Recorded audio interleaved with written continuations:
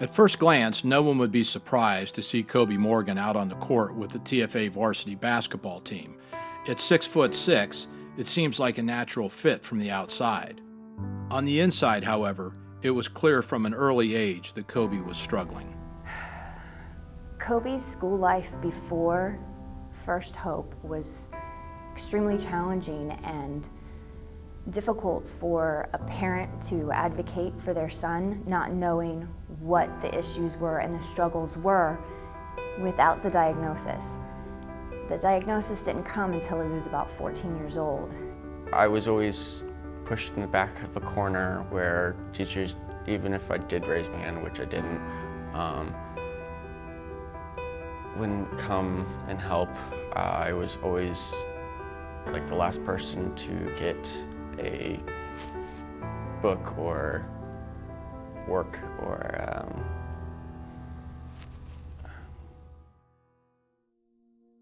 In 2014, Koby was diagnosed with high-functioning autism as well as XYY syndrome. This made learning a daily struggle for Koby. Finding the diagnosis so much later, having it be at 14, it was a huge relief. I had so many questions when he was younger and not having a direction that at 14, having the diagnosis, it was having everything answered all at once and gave us a full direction on where to go next. For Koby, that next step was the First Hope, an extended educational program of the First Academy. The First Hope is a rare find in special needs education in that it creates a environment for students to have a Christian education as well as differentiated instruction in special needs. This is something that's very unique in the market for special needs. You will not find both Christian education and the ability to cater to our students' individual needs in one program. to know that you are different than people going to different school for it and whatever is difficult. And I mean, for the first time, I finally could walk away from the school going, I know for a fact they've got this. When we reflect back to when he first joined the First Hope, he made himself small. He walked in the door at 6'5", 6'6", and he would pull that hood really tight and he would go in a dark corner and he would literally curl up in a ball on the floor or lay on the floor. We had a full year of shutdown. And so I just had to make him feel loved and know that he was safe with us. So when I first saw him blossom was socially. So when he was socially interested in going to class. There are some classes where he would tell me to get lost and some where he would tell me, I need you right here, and what he needed. So when I figured out that he was verbally in the TCS classes asking me for this, what my needs are this, I need you to write notes for me during this class, but I don't need you in this class. That was huge. This school year, Koby was given the opportunity to help with the varsity basketball team as a manager.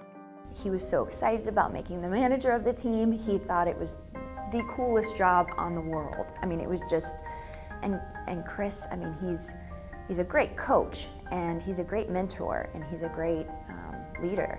So having Koby underneath him, watching him and how he deals with the team was just remarkable.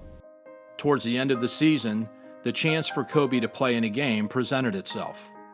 Well, Will Cohen told me at our prayer, we meet weekly at prayer time with Dr. Whitaker, and he said, I think he's going to dress and play. We just ran with it. We didn't tell Koby, but I think we tried to, prep him socially for that.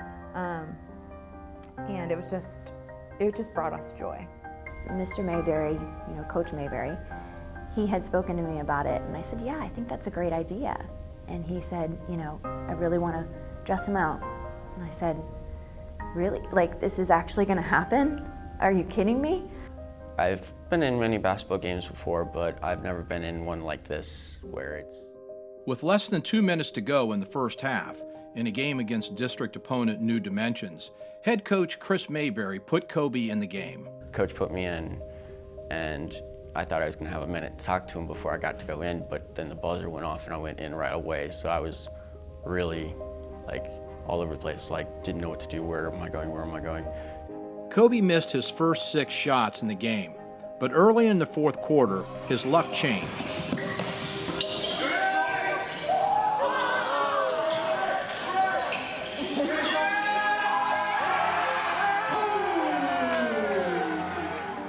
When the ball actually went in, it became real. It became, Koby's now a part of TFA basketball, and everybody got up. Everybody rose to their feet and clapped and cheered him on, and that is priceless.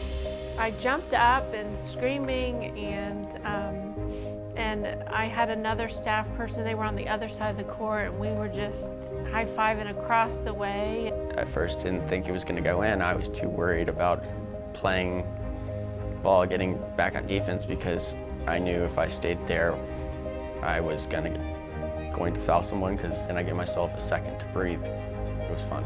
The very next possession, Koby capitalized again, this time from deep in the left corner.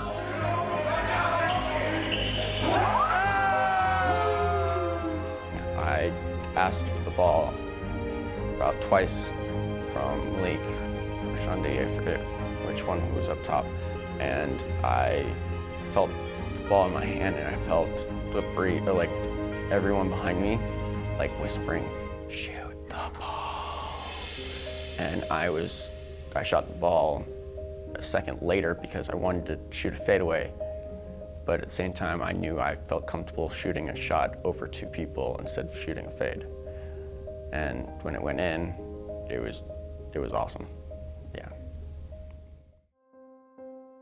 Koby finished with 5 points, and a memory he and those in attendance won't soon forget. As parents, we all watch our kids make their dreams come alive, and as a mother of an autistic student, it's even more exciting because there's not many of those moments. There's not many moments where you are breathless and thankful that they were given this opportunity and they took it. It means more. It means everything. What I loved the best about that game wasn't Koby scoring, it was those guys cheering him on. And that's really what it's about. It's not about him making all these, points, but him being included. What I love about Koby's story is that it shows that when a First Hope student comes in, and we know where their dreams and passions are personally, what really sparks their love, we use that and we try and support that as much as possible.